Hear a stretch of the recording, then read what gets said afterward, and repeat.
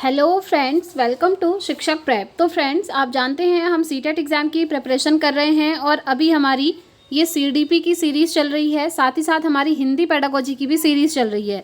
Weekly हमने days divide किए हुए हैं और हर डे पे हम सीटेट की प्रिपरेशन करते हैं अलग अलग सब्जेक्ट्स की। तो चलिए स्टार्ट करते हैं आज की क्लास। और आज की क्लास में हम डेली की तरह सीडीपी के प्रीवियस ईयर क्वेश्चन पेपर देखेंगे, साथ ही साथ आपका जो कॉन्सेप्ट वाला पोर्शन है वो भी यहाँ से क्लियर किया जाएगा, क्योंकि डिटेल एक्सप्लेनेशन के साथ सारी चीज़ें हम समझते हैं। आज की हमारी क्लास है फ्रेंड्स सीडीपी की क्लास नंबर 4। इससे पहले 3 क्लासेस हम ऑलरेडी कर चुके हैं। लिंक आपको डिस्क्रिप्शन बॉक्स में मिल जाएगा फ्रेंड्स। दिसंबर 2024 सीटेट प्रिपरेशन इस तरीके से आपको लिखा हुआ मिलेगा। वहाँ पर जो लिंक होगा वहाँ पर आप देखेंगे, आपको सारी क्लासेस मिल जाएंगी। हिंदी पेडागोजी की 3 क्लासेस हम कर चुके हैं और वो थ्योरी प्लस पीवाईक्यू चल रहा है और ये पीवाईक्यू प्लस आपका कॉन्सेप्ट क्लियर हो रहा है सीडीपी का। तो सीडीपी की ये 4th क्लास है और हिंदी पेडागोजी की 3 क्लासेस हम कर चुके हैं। ठीक है, तो दोनों ही अभी कंटिन्यू हैं और जैसे ये दोनों सब्जेक्ट हमारे कंप्लीट होंगे उसके बाद हम अदर सब्जेक्ट को भी पढ़ेंगे, यानी कि एग्ज़ाम आने तक आपके सारे सब्जेक्ट की प्रिपरेशन यहाँ से हो जाएगी। तो चलिए स्टार्ट करते हैं आज की क्लास। और जैसा कि आप स्क्रीन पर देख पा रहे होंगे फ्रेंड्स, ये व्हाट्सअप नंबर है। अगर आप लोग सीटेट का पेड नोट्स परचेज करना चाहते हैं तो इस नंबर पर आप व्हाट्सअप मैसेज कर सकते हैं। वहाँ पर आपको डेमो नोट्स दिखाया जाएगा। अगर आपको सही लगता है तो आप नोट्स को ले सकते हैं। काफ़ी सारे स्टूडेंट्स ऑलरेडी नोट्स को परचेज कर चुके हैं फ्रेंड्स, तो आप लोग भी करके देखिएगा। आपको लैंग्वेज बहुत ईजी लगेगी। वैसे डेमो नोट्स जो मैं आपको भेजूँगी आप वहाँ से चेक कर सकते हैं कि नोट्स किस प्रकार का होगा। ठीक है, तो चलिए स्टार्ट करते हैं आज की क्लास। और इससे पहले 16 क्वेश्चन नंबर 16 तक हम प्रीवियस वीडियो में कर चुके थे। यहाँ तक इससे आगे के क्वेश्चंस को हम इस वीडियो में कवर करेंगे। तो देखिए, आज की वीडियो का सबसे पहला क्वेश्चन है हमारा, शिक्षक बच्चों को रचनात्मक रूप से सोचने के लिए प्रोत्साहित कर सकते हैं। किस तरीके से कर सकते हैं ये आपसे पूछा हुआ है। ऑप्शन 1 है, उन्हें किसी समस्या को हल करने के विभिन्न तरीकों के बारे में सोचने के लिए कहकर। दूसरा है, उन्हें उत्तर रटने के लिए कहकर। जी नहीं, आप बच्चों से अगर उत्तरों को रटने के लिए कहेंगे तो वहाँ पर बच्चे रचनात्मक रूप से सोच नहीं पाएंगे। देखिए, रचनात्मक रूप से सोचना मतलब क्या होता है ना, क्रिएटिविटी लगाना। जैसे आपने बच्चों को कोई एक प्रॉब्लम दी तो उसका सॉल्यूशन निकालने के लिए बच्चा अलग अलग डायरेक्शन में सोचेगा, यानी कि एक प्रॉब्लम का सॉल्यूशन निकालने के लिए वो अनेक रास्ते देखेगा, अनेक रास्ते अपनाएगा कि इस क्वेश्चन का आंसर ये भी हो सकता है, इस तरीके से करेंगे ये भी हो सकता है। मतलब वो अलग अलग दिशाओं में सोचेगा। तो ये होता है रचनात्मक रूप से सोचना। अब अगर आप उत्तर रटने के लिए कह देंगे तो यहाँ बच्चा सोचेगा थोड़ी ना, यहाँ तो बस वो रट लेगा, तो ये नेगेटिव चीज़ हो जाएगी। ये ऑप्शन आपका एलिमिनेट हो जाएगा। नेक्स्ट है, प्रत्यास्मरण पर आधारित प्रश्न पूछकर। देखिए, ये प्रत्यास्मरण का मतलब भी होता है क्या, रटना। ध्यान रखना, प्रत्यास्मरण बार बार स्मरण करना, किसी चीज़ को रटना। तो ये भी हमारा क्या है, ऑप्शन सही नहीं होगा। उन्हें किसी समस्या के एक पहलू पर ध्यान केंद्रित करने के लिए कहकर। अभी मैंने बोला ना कि समस्या का समाधान सिर्फ एक ही केंद्र पर वो ध्यान केंद्रित नहीं करते हैं, बल्कि अनेक दिशाओं में वो सोचेंगे। ये होता है रचनात्मक रूप से सोचना। और ये कह रहा है कि सिर्फ एक ही पहलू पर ध्यान केंद्रित करेंगे, तो ये भी आपका सही नहीं होगा। तो सही क्या हो जाएगा, option 1 will be the right answer. अगर बच्चों को हम कोई समस्या दे रहे हैं तो उनको हल करने के लिए विभिन्न तरीकों के बारे में सोचने के लिए कहकर। जैसे आपने बच्चों को कोई प्रॉब्लम दी, फिर आप बच्चों से कह सकते हैं कि बच्चों बताइए इसका आंसर क्या हो सकता है। अनेक तरीके से आप सोचिए, जिस तरीके का भी आप सोच पा रहे हैं वैसा अपना दिमाग लगाइए और बताइए इसका आंसर हम किस किस प्रकार से कर सकते हैं, अनेक तरीके। ठीक है, तो इसीलिए ये आपका रचनात्मक रूप से सोचना होता है और इसीलिए ऑप्शन 1 इसका राइट आंसर हो जाएगा। आगे बढ़ते हैं नेक्स्ट क्वेश्चन की तरफ। कक्षा में विविधता को पोषित करने के लिए शिक्षकों को किस पर ध्यान देना चाहिए। ओके, देखिए विविधता, सबसे पहले आपको ये विविधता शब्द को समझना होगा। ये आपका एक पॉजिटिव चीज़ होती है। ठीक है, डाइवर्सिटी यानी कि विविधता। देखिए, एक क्लासरूम है, वहाँ पर अनेक जगह से बच्चे आते हैं। ठीक है, जैसे एक क्लासरूम है, वहाँ पर काफ़ी सारे बच्चे होते हैं।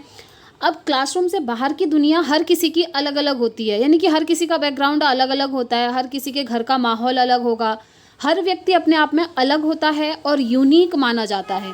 तो हम ये कहते हैं कि जब बच्चे स्कूल में आते हैं तो अनेक विविधताओं को लेकर के आते हैं। जैसे किसी बच्चे की घर की लैंग्वेज हो सकती है, इंग्लिश हो, किसी के घर की लैंग्वेज हिंदी हो, किसी की मलयालम हो, किसी की कन्नड़ हो, हर किसी की लैंग्वेज अलग अलग हो गई।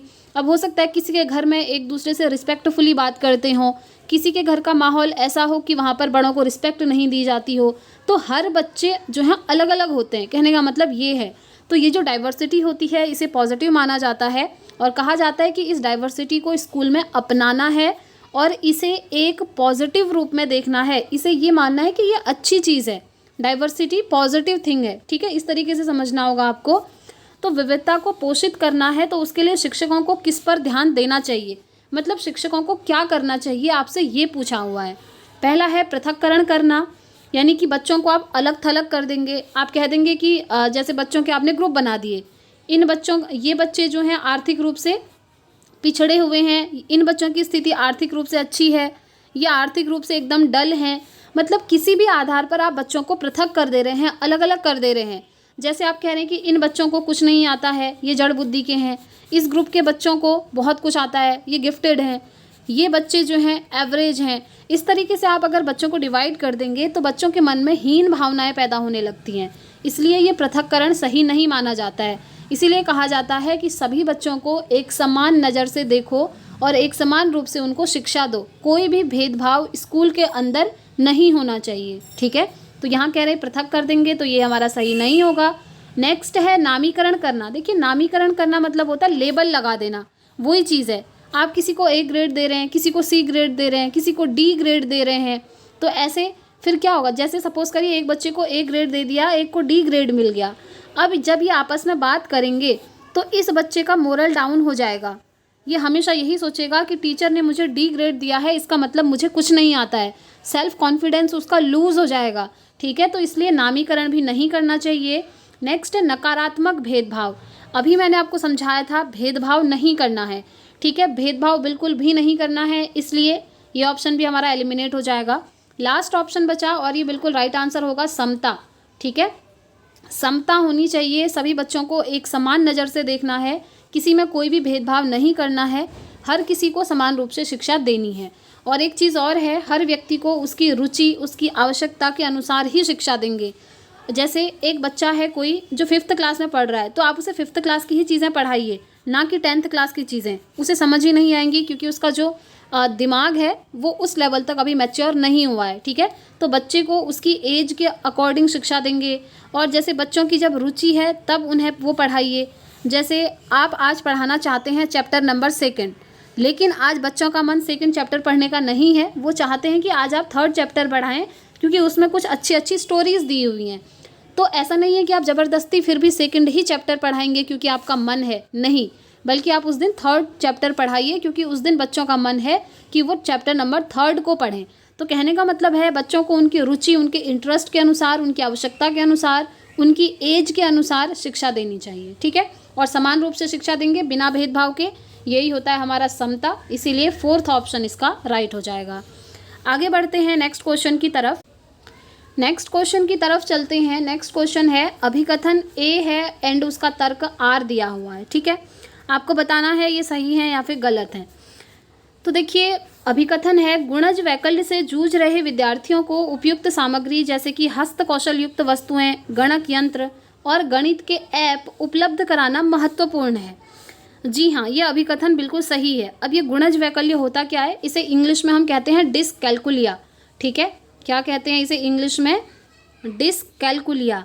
ये एक लर्निंग डिसऑर्डर है फ्रेंड्स। जब बच्चे को मैथ्स में कैलकुलेशन करने में प्रॉब्लम होती है तो हम कहते हैं उस बच्चे को डिसकैलकुलिया है, यानी कि गुणज वैकल्य है। जब उसे मैथ्स में गणना करने में प्रॉब्लम होती है तो उसे हेल्प देने के लिए आप क्या करेंगे, बच्चों को आप गणक यंत्र दे सकते हैं, हस्त कौशल युक्त वस्तुएं दे सकते हैं, गणित के ऐप दे सकते हैं, जिससे कि वो इजीली कैलकुलेशन कर सके। तो ये अभिकथन बिल्कुल सही है। नेक्स्ट है स्वलीनता यानी कि ऑटिज्म। ऑटिज्म से जूझ रहे विद्यार्थी गत्यात्मक क्रियाओं को बार बार दोहराते हैं। जी हाँ, ये भी यहाँ पर बिल्कुल सही है। तो इसका राइट आंसर क्या हो जाएगा, हम एक बार देखेंगे। देखिए, ये कह रहा है A और R दोनों गलत हैं, नहीं। A सही है, R गलत है, नहीं। A और R दोनों सही हैं तथा R सही व्याख्या करता है A की। देखिए, A और R दोनों सही तो हैं, लेकिन ये जो तर्क है ये इसकी व्याख्या सही नहीं कर रहा है। स्वलीनता अलग चीज़ है, ऑटिज्म है ये, और गुणज वैकल्य अलग चीज़ है, तो ये एक दूसरे की व्याख्या नहीं कर रहे हैं। ठीक है, तो इसीलिए इसका राइट आंसर क्या हो जाएगा, ऑप्शन 2 हो जाएगा। ए और आर दोनों सही हैं, परंतु आर सही व्याख्या नहीं करता है ए की। ठीक है, तो ये इसका यहाँ पर राइट आंसर हो जाएगा। आगे बढ़ते हैं नेक्स्ट क्वेश्चन की तरफ। समस्या समाधान की प्रक्रिया में बाधा उत्पन्न होती है, किस चीज़ से समस्या समाधान में बाधा उत्पन्न होती है, ये पूछा है। पहला है सादृश्य सोच, साधन अंतः विश्लेषण, अनुभव पर आधारित एंड कार्यात्मक स्थिरता। तो देखिए यहाँ पर ना आप अपना थोड़ा सा कॉमन सेंस यूज़ करेंगे तो अपने आंसर तक पहुँच सकते हैं। ये कह रहा है कार्यात्मक स्थिरता, मतलब किसी काम में स्टक हो जाना, अटक जाना, रुक जाना, ये कभी भी समस्या समाधान की प्रक्रिया में हेल्प नहीं करेगा। ये क्या करेगा, एक बाधा उत्पन्न करेगा, एक बैरियर बना देगा। ठीक है, बच्चा समस्या समाधान नहीं कर सकता अगर वो किसी काम में अटक जाए, स्टक हो जाए, कार्यात्मक स्थिरता। तो इसीलिए इसका राइट आंसर ऑप्शन 4 हो जाएगा। आगे बढ़ते हैं नेक्स्ट क्वेश्चन की तरफ। ये भी आपका अभिकथन और तर्क से पूछा हुआ क्वेश्चन है। अभिकथन है, जो शिक्षक यह जानते हैं कि क्षमता निश्चित नहीं है और प्रयास करके उसे बदला जा सकता है, वे छात्रों को स्कूलों में अपने प्रदर्शन में सुधार करने के लिए प्रेरित करने की संभावना प्रस्तुत करते हैं। जी हाँ, आपको भी लग रहा होगा बिल्कुल अच्छी चीज़ है, पॉजिटिव चीज़ है, ये सही बात है। जो टीचर ये समझते हैं कि जो हमारी एबिलिटी है, क्षमता है, वो निश्चित नहीं होती है। हमारी जो एबिलिटी है ना, वो कभी भी फिक्स्ड नहीं होती है, उसे हम चेंज कर सकते हैं। जैसे आज हमारी एबिलिटी है 1 घंटे में 2 चैप्टर्स को कवर करने की। अगर हम कोशिश करते रहे तो एक दिन ऐसी एबिलिटी हमारे अंदर हो जाएगी कि हम 1 घंटे में 3 चैप्टर्स को भी कवर कर ले रहे हैं। ठीक है, तो एबिलिटी जो है हम चेंज कर सकते हैं प्रयास करके। तो ये हमारा बिल्कुल सही है। तर्क कह रहा है कि अभिप्रेरणा उन विश्वासों से जुड़ी है जो शिक्षक अपने छात्रों की क्षमताओं के बारे में रखते हैं। क्या ये सही है यहाँ पर? तो देखिए ये भी बिल्कुल यहाँ पर सही हो जाएगा। जो मोटिवेशन होता है वो उन विश्वासों से जुड़ा होता है जो शिक्षक अपने छात्रों की क्षमताओं के बारे में रखते हैं। मोटिवेशन मतलब अंदर से मोटिवेट होना। किसी काम को हम करने के लिए रेडी तब होते हैं जब हम अंदर से मोटिवेट होते हैं। जैसे अभी आप सीटेट एग्ज़ाम दे रहे हैं, आप अंदर से मोटिवेटेड हैं, ठीक है, कि मुझे एग्ज़ाम देना है, पास करना है, फिर मुझे कोई गवर्नमेंट एग्ज़ाम देना है, वो निकालना है, मेरी जॉब लगेगी, तो आप अंदर से मोटिवेटेड हैं पढ़ाई करने के लिए। तो इसका तर्क भी यहाँ पर बिल्कुल सही हो जाएगा और ये इसकी व्याख्या भी बिल्कुल सही कर रहा है। ठीक है, तो ऑप्शन 1 इसका राइट आंसर हो जाएगा। ए और आर दोनों सही हैं तथा आर सही व्याख्या करता है ए की। आगे बढ़ते हैं नेक्स्ट क्वेश्चन की तरफ। निम्नलिखित में से कौन सा कथन सीखने के सामाजिक रचनात्मक परिप्रेक्ष्य का समर्थन नहीं करता है पूछा है। पहला है, अपने साथियों के साथ बच्चों की बातचीत संज्ञानात्मक विकास का महत्वपूर्ण स्रोत है। जी हाँ, संज्ञानात्मक विकास मतलब आपके दिमाग का विकास, आपके ब्रेन का डेवलपमेंट। ठीक है, और अगर आप अपने साथियों के साथ बातचीत कर रहे हैं तो आपका संज्ञानात्मक विकास बढ़ेगा। ये इम्पॉर्टेंट एक स्रोत है। नेक्स्ट है, बच्चे अपने कार्यों के माध्यम से ज्ञान प्राप्त करते हैं। बिल्कुल सही बात है, बच्चे जो भी एक्टिविटीज़ करते हैं उनसे कुछ ना कुछ वो ज़रूर सीखते हैं। नेक्स्ट है, शिक्षा शास्त्र में ऐसी गतिविधियाँ शामिल होनी चाहिए जो प्रयोग को प्रोत्साहित करती हों, यानी कि जहाँ पर ज़्यादा से ज़्यादा एक्सपेरिमेंट होते हों, जहाँ पर बच्चों को ज़्यादा से ज़्यादा अपॉर्चुनिटी मिलती हो कि वो खुद से करके सीखें, प्रयोग करें। तो ये भी हमारा बिल्कुल सही होगा। लास्ट है, मूल्यांकन शिक्षण के अंत में ही किया जाना चाहिए। जी नहीं, मूल्यांकन शिक्षण के अंत में ही नहीं बल्कि शिक्षण के दौरान बीच बीच में किया जाना चाहिए। ध्यान रखिएगा, जो मूल्यांकन है वो शिक्षण के दौरान हमेशा बीच बीच में होना चाहिए। इससे क्या होगा कि शिक्षक को पता लग पाएगा कि बच्चों को कितनी चीज़ें समझ में आ रही हैं, कितनी चीज़ें समझ में नहीं आ रही हैं, बच्चा सीख पा रहा है या नहीं सीख पा रहा है, बच्चे को कहीं प्रॉब्लम आ रही है तो क्यों आ रही है, उसके पीछे का रीज़न ढूंढना। फिर बच्चों को आप अलग टीचिंग मेथड का यूज़ करके पढ़ा सकते हैं। तो ऐसा आप तब कर सकते हैं जब मूल्यांकन शिक्षण के बीच बीच में होगा। ठीक है, जैसे आपके यूनिट टेस्ट लिए जाते हैं ना साल में 4-5 बार, वही होता है आपका मूल्यांकन और वो बेस्ट माना जाता है। अब आपसे क्वेश्चन बेसिकली ये भी पूछा हुआ है एक बार सीटेट में कि जो आपके साल में 3-4 बार यूनिट टेस्ट होते हैं वो अच्छा होता है या फिर जो साल में एक बार आपका एनुअल एग्ज़ाम है वो अच्छा है। तो आप कहेंगे यूनिट टेस्ट जो है यहाँ पर ज़्यादा अच्छा है, क्योंकि यहाँ से बच्चों की कमजोरियों का पता लगा सकते हैं शिक्षक और उनमें सुधार भी कर सकते हैं। लेकिन एनुअल एग्जाम में तो डायरेक्ट पास और फेल घोषित कर दिया जाता है ना। वहाँ पर सिर्फ रिपोर्ट कार्ड बन जाते हैं, या तो बच्चा पास होगा या तो फेल होगा। फिर वहाँ पर आप सुधार नहीं कर सकते। बच्चा फेल हो गया तो फेल हो गया, वो उसी क्लास में रहेगा, फिर आप उसमें सुधार सेम टाइम नहीं कर सकते। इसीलिए यूनिट टेस्ट जो है अच्छे माने जाते हैं एनुअल टेस्ट के कंपैरिजन में। अब ये जो है ना यूनिट टेस्ट, इसको हम कहते हैं फॉर्मेटिव असेसमेंट यानी कि रचनात्मक मूल्यांकन, और ये होता है हमारा सम्मेटिव असेसमेंट यानी कि योगात्मक मूल्यांकन।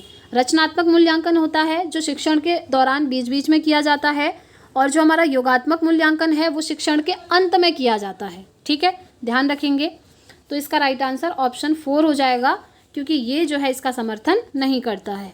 आगे बढ़ेंगे, नेक्स्ट क्वेश्चन अभिकथन और तर्क है। अभिकथन है अर्थपूर्ण अधिगम सुनिश्चित करने के लिए विद्यार्थियों से यह अपेक्षा की जानी चाहिए कि वो ज्ञान को ठीक उसी तरह से पुनरूपित करें जैसे उन्होंने उसे ग्रहित किया हुआ है। समझ रहे हैं, यहाँ पर कह रहे हैं कि जैसे शिक्षक ने कोई चीज़ बच्चों को पढ़ाई है तो शिक्षक ये अपेक्षा रखेंगे बच्चों से कि जैसे मैंने पढ़ाया है सेम उसी तरीके से बच्चों को समझ में आ जाना चाहिए। तो ये तो एक तरीके से ज़बरदस्ती वाली बात हो गई, है ना। आप बच्चों को कंट्रोल करना चाह रहे हैं, तो ये हमारा सही नहीं होगा।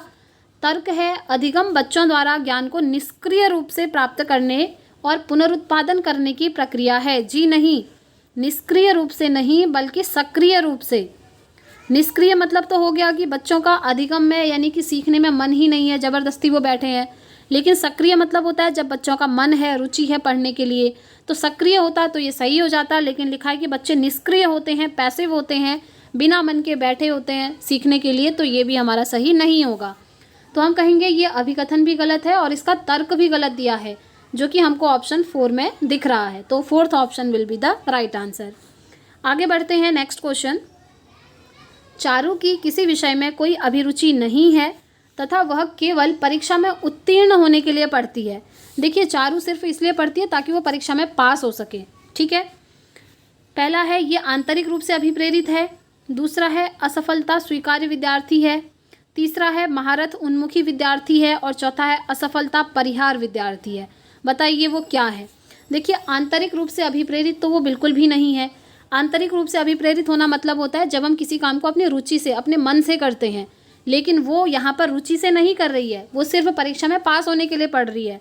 तो ये ऑप्शन तो सही नहीं होगा। नेक्स्ट है असफलता स्वीकार्य विद्यार्थी है। जी नहीं, ये भी नहीं है। असफलता स्वीकार्य होती तो वो पढ़ाई करती ही नहीं, लेकिन वो पढ़ती है एटलीस्ट इसलिए ताकि वो पास हो सके, तो वो असफलता को स्वीकार नहीं करना चाह रही है। ठीक है, नेक्स्ट है महारत उन्मुख विद्यार्थी है।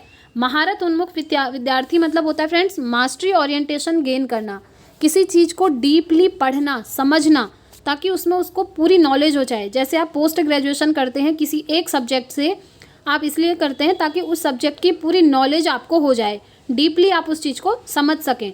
ठीक है, तो यहाँ पर तो ऐसी चीज़ कोई हो ही नहीं रही है, इसलिए ये ऑप्शन भी सही नहीं होगा। लेकिन ये है कि असफलता परिहार विद्यार्थी है। ठीक है, असफलता परिहार विद्यार्थी है, वो सिर्फ इसलिए पढ़ रही है ताकि वो परीक्षा में पास हो सके। तो 4th ऑप्शन इसका राइट हो जाएगा। आगे बढ़ते हैं नेक्स्ट क्वेश्चन की तरफ। निम्नलिखित में से कौन सी कार्यनीति अधिगम के लिए एक प्रभावी कार्यनीति नहीं है। पहला है अर्थहीन अनुवाचन, दूसरा है अपने किसी साथी को समझाना, स्वयं से प्रश्न करना, अवधारणा मानचित्रण बनाना। देखिए, इसमें 3 चीज़ें पॉजिटिव हैं, एक चीज़ एकदम नेगेटिव है, आप लोग समझ भी पा रहे होंगे। ये देखिए, अपने किसी साथी को आप कोई चीज़ समझा रहे हैं, ये तो अच्छी बात है, आप जो चीज़ समझा रहे हैं आपको भी वो चीज़ और अच्छे से याद हो जाएगी। नेक्स्ट है स्वयं से प्रश्न पूछना, जैसे आप कोई चीज़ पढ़ रहे हैं फिर आप खुद से क्वेश्चन कर रहे हैं कि मैंने ये टॉपिक पढ़ लिया, मुझे समझ में आया या नहीं आया, यहाँ पर ये क्या था इसके, तो इस तरीके से आप खुद से बातचीत कर रहे हैं, तो ये भी आपका क्या है, पॉजिटिव चीज़ है। ठीक है, नेक्स्ट है अवधारणा मानचित्रण बनाना। देखिए, अवधारणा मानचित्रण यहाँ पर एक नया टर्म आया है, इसको हम कहते हैं माइंड मैपिंग। क्या कहते हैं, माइंड मैपिंग।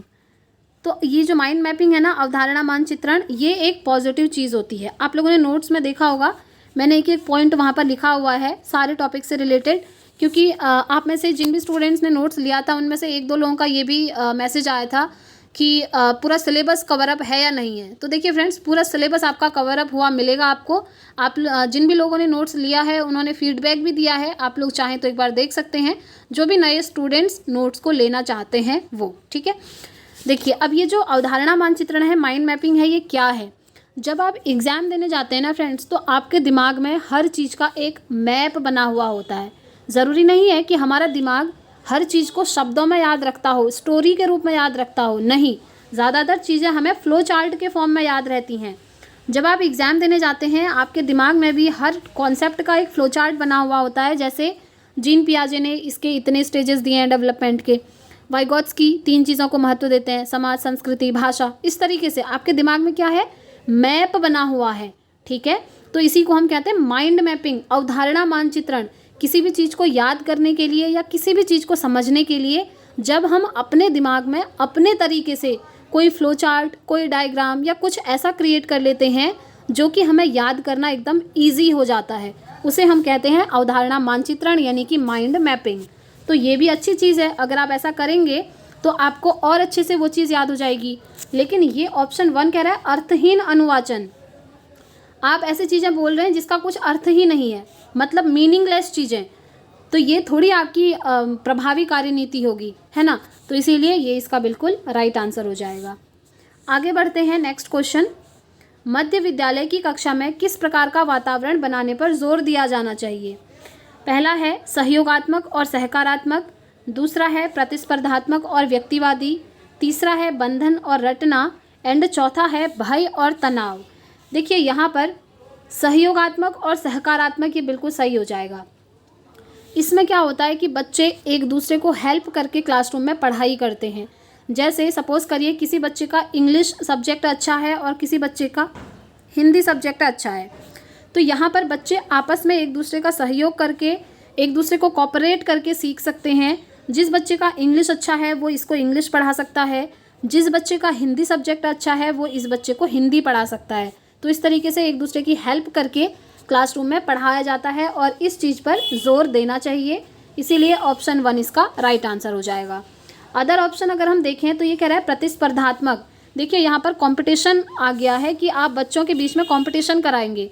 नहीं, कंपटीशन एक नेगेटिव चीज़ होती है, कभी भी बच्चों के बीच में आपको कंपटीशन नहीं कराना है। इससे क्या होता है ना, बच्चों के मन में एक दूसरे बच्चे के लिए हीन भावना पैदा हो जाती है। ठीक है, इसीलिए ये सही नहीं होगा। नेक्स्ट है बंधन और रटना। रटना तो आप जानते ही हैं, वैसे भी क्या है, नेगेटिव चीज़ है, कभी भी बच्चों को रटवाना नहीं है। आप अगर आज कह देंगे कि बच्चों आप आज जो है ये 5 क्वेश्चन घर जाके लर्न करना, कल मुझे सुनाना, तो बच्चे रट करके आपको दूसरे दिन सुना तो देंगे, लेकिन उसके बाद वो उसको भूल जाएंगे। तो रटना जो है आपका सही नहीं होता है। नेक्स्ट है भय और तनाव। आप क्लासरूम में ऐसा एनवायरनमेंट क्रिएट कर रहे हैं कि बच्चे आपसे डर रहे हैं, बच्चे स्ट्रेस में आ रहे हैं, तो ये अच्छी बात नहीं है। यहाँ से जो भी चीज़ आप बच्चों को पढ़ाना चाहते हैं वो अपनी मन से, अपनी रुचि से नहीं पढ़ पाएंगे, क्योंकि वो डरे हुए रहेंगे क्लास में। ठीक है, तो इसीलिए ये तीनों ऑप्शन एलिमिनेट हो जाते हैं। इसका राइट आंसर ऑप्शन 1 हो जाएगा। आगे बढ़ते हैं नेक्स्ट क्वेश्चन की तरफ।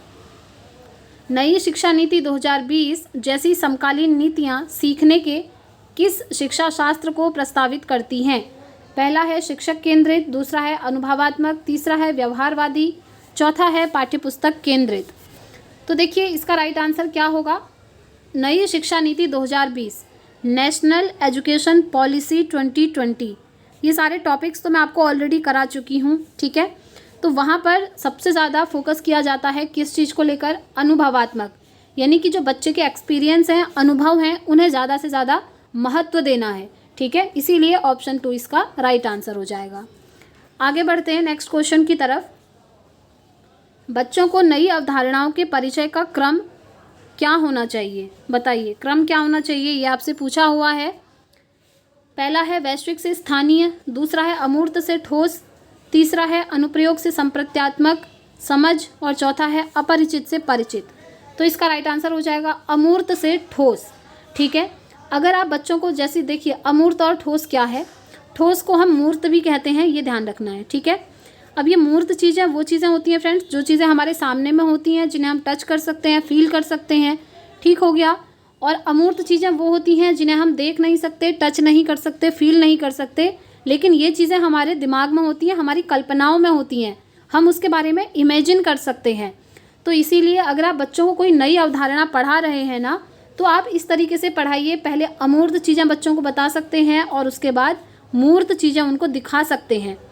जैसे आपने कहा कि जो प्लांट होता है, प्लांट की लीव्स ग्रीन कलर की होती हैं, उनमें क्लोरोफिल पाया जाता है और उसकी प्रेजेंस में, सनलाइट की प्रेजेंस में क्लोरोफिल की हेल्प से वो फोटोसिंथेसिस की प्रोसेस को कंप्लीट करते हैं और अपना खाना बनाते हैं। तो आप उनको ये एक्सपेरिमेंट करवा के दिखा भी सकते हैं। आप बच्चों को लीव्स ला के दिखा सकते हैं। इससे क्या होगा, आप ठोस चीज़ें दिखा रहे हैं, मतलब मूर्त रूप से आप बच्चों को प्लांट की लीव्स दिखा रहे हैं, बता रहे हैं यहाँ पर ये ग्रीन कलर का होता है, इसमें स्टोमेटा भी पाया जाता है। मतलब पूरी प्रोसेस आप बच्चों को समझा रहे हैं मूर्त रूप से, जिसे बच्चे देख भी पा रहे हैं, टच भी कर पा रहे हैं, फील भी कर पा रहे हैं। ठीक है, तो ये प्रोसेस हमारा बिल्कुल सही होता है अमूर्त से ठोस की तरफ। आगे बढ़ते हैं नेक्स्ट क्वेश्चन। विद्यालय में विद्यार्थियों का अर्थपूर्ण अधिगम डैश से नकारात्मक रूप से प्रभावित होता है और डैश से सकारात्मक रूप से प्रभावित होता है। ओके, तो आपसे पूछा है कि जब आप बच्चों को क्लास में पढ़ाते हैं, अर्थपूर्ण अधिगम कराते हैं, तो कौन सी चीज़ नेगेटिव रूप से इफ़ेक्ट डालती है और कौन सी चीज़ पॉजिटिव रूप से इफ़ेक्ट डालती है, ये आपसे पूछा है। तो पहला आपसे क्या पूछा है, नकारात्मक रूप से क्या प्रभावित होता है, फिर पूछा है सकारात्मक रूप से। ठीक है, बहिष्करण प्रथाओं और शिक्षार्थी केंद्रित शिक्षा शास्त्र, बहिष्करण प्रथाओं और परीक्षा उन्मुख शिक्षा शास्त्र, समावेशी प्रथाओं और परीक्षा उन्मुख शिक्षा शास्त्र, समावेशी प्रथाओं और शिक्षार्थी केंद्रित शिक्षा शास्त्र। देखिए यहाँ पर थोड़ा सा कॉमन सेंस यूज़ करके ऑप्शंस को एलिमिनेट करना होगा, क्योंकि ऐसा नहीं होता है फ्रेंड्स कि एग्जाम में जैसे जितने भी क्वेश्चन आए हैं आपको सबका आंसर आ ही रहा हो। ये कभी भी नहीं होता है, चाहे स्टूडेंट ने कितना ही भी पढ़ा हो। कुछ क्वेश्चन ऐसे होते हैं जो हमको एलिमिनेट करने होते हैं और फाइनली फिर हम अपने आंसर तक पहुंच सकते हैं। ऐसा ही क्वेश्चन आपका ये भी है। अब देखिए, पहले नकारात्मक रूप से प्रभावित पूछा है, तो जो समावेशी प्रथाएं हैं क्या वो नकारात्मक होती हैं? नहीं होती हैं, ये तो आप जानते ही हैं, मैंने आपको बताया है। समावेशी मतलब होता है इंक्लूसिव, बच्चों को एक साथ इंक्लूड करके पढ़ाना बिना भेदभाव के, तो ये नकारात्मक नहीं होता है, ये सकारात्मक होता है। ठीक है, इसीलिए ये दोनों ऑप्शन हमारे बाहर हो जाएंगे, क्योंकि पहले नकारात्मक पूछा है और यहाँ पर ये दोनों हमारे सकारात्मक दिए हुए हैं, तो ये दोनों ऑप्शन बाहर। अब इन दोनों में से एक आंसर सही हो सकता है। बहिष्करण प्रथाएं ये तो नेगेटिव होती ही हैं और यहाँ भी लिखा है बहिष्करण प्रथाएं। अब इनमें से राइट आंसर कौन सा होगा? अब आपको आगे वाली चीज़ देखनी होगी। ये कह रहा है शिक्षार्थी केंद्रित शिक्षा शास्त्र, ये कह रहा है परीक्षा उन्मुख शिक्षा शास्त्र, यानी कि यहाँ पर सिर्फ परीक्षाओं पर ज़्यादा फोकस किया जाता है। जो आप बच्चों के टेस्ट लेते हैं उन पर फोकस हो रहा है, लेकिन यहाँ पर फोकस हो रहा है शिक्षार्थी केंद्रित शिक्षा शास्त्र, यानी कि जो भी आप बच्चों को पढ़ा रहे हैं उसमें बच्चा केंद्र में है, बच्चा सेंटर में है। शिक्षार्थी बच्चे होते हैं ना, वो सेंटर में होंगे, तो ये पॉजिटिव है। मैंने आपको समझाया भी है। शिक्षार्थी केंद्रित शिक्षा शास्त्र या फिर इसको हम कहते हैं बाल केंद्रित शिक्षा शास्त्र, दोनों एक ही चीज़ है। यहाँ पर बच्चों को केंद्र में रखकर बच्चों को उनकी रुचि के अनुसार, उनकी एज के अनुसार शिक्षा दी जाती है। तो यहाँ पर ये वाला हमारा पॉजिटिव है, शिक्षार्थी केंद्रित शिक्षा शास्त्र। ठीक है, तो ये हमारा यहाँ पर बिल्कुल राइट आंसर हो जाएगा, ऑप्शन 1। तो फ्रेंड्स, आई होप आपको आज की क्लास पसंद आई होगी। पसंद आई है तो प्लीज़ कमेंट करके ज़रूर बताइएगा फ्रेंड्स, क्योंकि देखिए वीडियो देखते तो बहुत सारे लोग हैं लेकिन कमेंट्स बहुत ही कम आते हैं। लेकिन हाँ, कमेंट्स आते ज़रूर हैं, उन्हें देखकर काफ़ी अच्छा लगता है, मुझे भी मोटिवेशन मिलता है कि एग्ज़ाम होने तक हम ऐसे ही कंटिन्यूटी बनाए रखें और आपका सब्जेक्ट वाइज सिलेबस पूरा कंप्लीट हो और आपका सीटेट क्वालिफाई हो सके। तो वीडियो पसंद आई हो तो लाइक एंड शेयर ज़रूर करिएगा फ्रेंड्स। अगर आप लोग चाहें तो मुझे व्हाट्सएप पर भी फॉलो कर सकते हैं। व्हाट्सएप चैनल का लिंक आपको डिस्क्रिप्शन बॉक्स में मिल जाएगा, क्योंकि जो भी अपडेट्स होती हैं क्लासेस से रिलेटेड एंड नोट से रिलेटेड वो आपको वहाँ पर दी जाती हैं। तो इस वीडियो में इतना ही रखते हैं फ्रेंड्स, मिलते हैं अब हम कल अपनी नेक्स्ट सीटेट की क्लास के साथ। Thanks for watching.